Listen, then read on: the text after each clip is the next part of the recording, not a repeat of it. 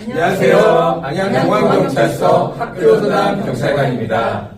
신학기가 되면 우리 자녀들이 새로운 친구들을 만나고 새로운 학교에 가서 신입생이 되기 마련인데요. 아이들이 새로운 환경에 적응해야 하는 만큼 긴장도도 높아지고 스트레스도 많은 시기이기도 합니다. 우리 아이들이 안정된 학교 생활을 하기 위해서는 어느 정도 적응하는 시간도 필요하기 마련인데요. 신학기가 되면 우리 학부모님들의 가장 큰 걱정거리는 자녀의 학교 생활일 것이고 자녀에게 혹시나 발생하게 될 학교폭력 문제일 것입니다. 학부모 교육을 통해서 안양동안경찰서 학교전담경찰관이 신학기에 꼭 알아야 할 학교폭력 문제와 청소년 범죄라는 주제로 학부모님들이 궁금해하실 만한 질문 6가지를 Q&A 방식으로 알려드리도록 하겠습니다. 자, 우선 학교폭력 하는데 학교폭력에는 폭행도 있고 단순한 말다툼부터 따돌림 유형까지 많은데요. 요즘 가장 많이 발생되고 있는 학교폭력 유형은 어떤 것이 있나요? 학교폭력에는 신체폭력, 언어폭력, 그리고 사이버폭력 등 여러 가지가 있는데요. 학교폭력 발생 유형 중에 2016년 이후로 부동의 1위를 차지하고 있는 것이 바로 언어폭력입니다. 또 최근에는 사이버폭력이 차지하는 비중이 많이 늘어나서 2023년 기준으로 25.8%를 넘어서고 있습니다. 자, 요즘 북해 전성시대라고 하죠. 가정에서와 학교에서 우리 아이들은 많이 다릅니다. 경찰서에 자녀 때문에 오신 학부모님들이 대부분 제일 많이 하시는 말씀이 우리 애가 그럴 리가 없어요 라는 말인데요. 자녀들은 밖에서 부모가 모르는 의외의 모습으로 변신을 하기도 하고 또 SNS 상에서는 아예 다른 사람이 되기도 합니다. 요즘 아이들 SNS 많이 하잖아요. 부모와 자녀 간의 불화의 원인이 되기도 하는 SNS 상에서 학교폭력 문제가 일어난다는데 어떤 것들이 있는지 알려주실래요? 네, 요즘 청소년들은 인스타그램을 가장 많이 사용하는데요. 그 인스타그램의 DM이나 스토리, 게시물을 통해 학교폭력이 발생하기도 합니다. 이 경우 단순히 학교폭력으로 끝나는 것이 아니라 청소년 범죄로까지 이어지기도 하는데요. 단체 대화방이나 다수의 사람이 볼 수 있는 스토리나 게시물을 통해 욕설을 할 경우 모욕죄나 명예훼손에 해당할 수 있습니다.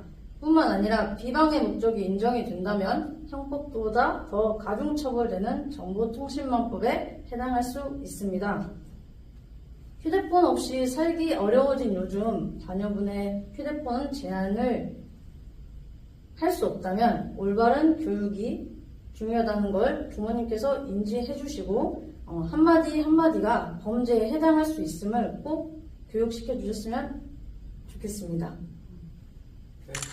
친구를 만나러 밖에 나가지 않아도 SNS로 시간과 장소에 구애받지 않다 보니 우리 청소년들에게는 위험한 상황이 벌어지기도 합니다.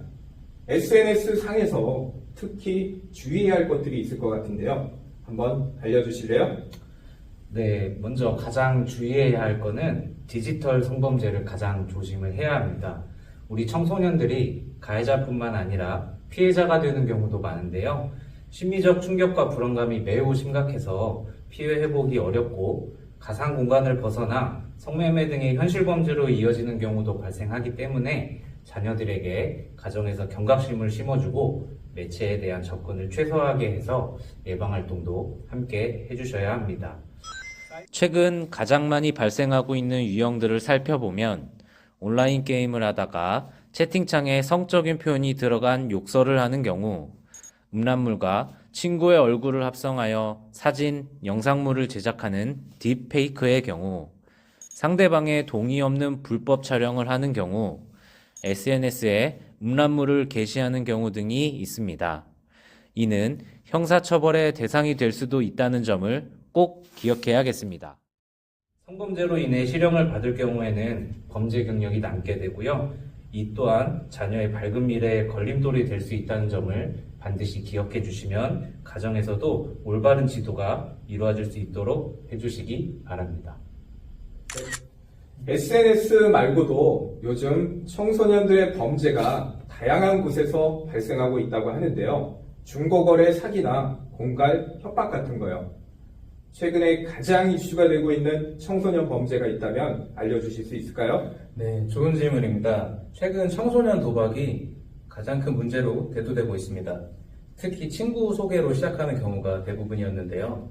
청소년 도박은 접근이 쉽고 빠른 전파성을 가진 게 특징입니다. 정말 금방 퍼지고 있습니다. 단순히 게임으로 시작해서 친구들은 이제 중독하는 걸로 빠져들기 십상인데요.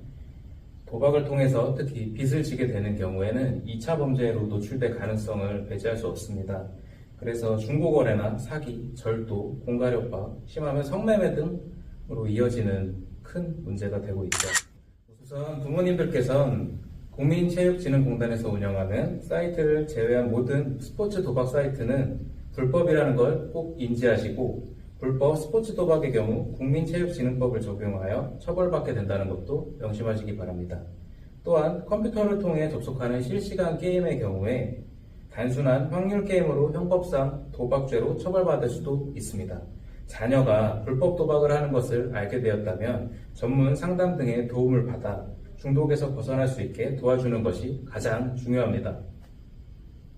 뉴스를 보다 보면 연예인이나 운동선수 등이 마약 관련 기사도 보이더라고요. 설마 우리 청소년들에게도 마약을 접하는 그런 문제가 있을 수도 있을까요? 믿기지 않으시겠지만요.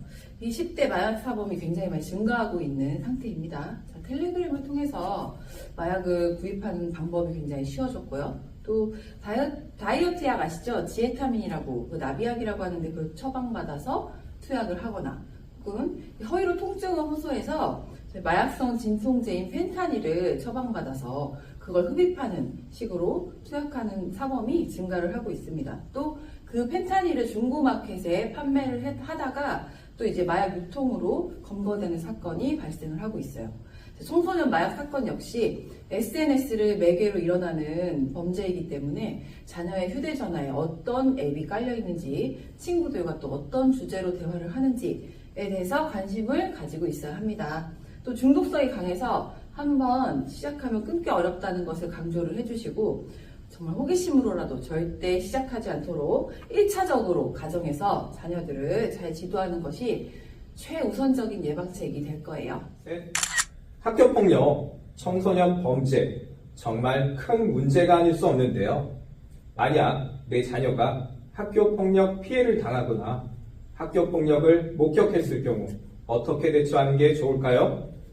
내 자녀가 학교 폭력에 피해를 당한다면 그것만큼 속상하고 걱정되는 일은 없을 것 같은데요. 만약 내 자녀가 피해를 당한다면 절대 숨기지 말고 주변에 도움을 요청할 것을 반드시 교육시켜야 합니다.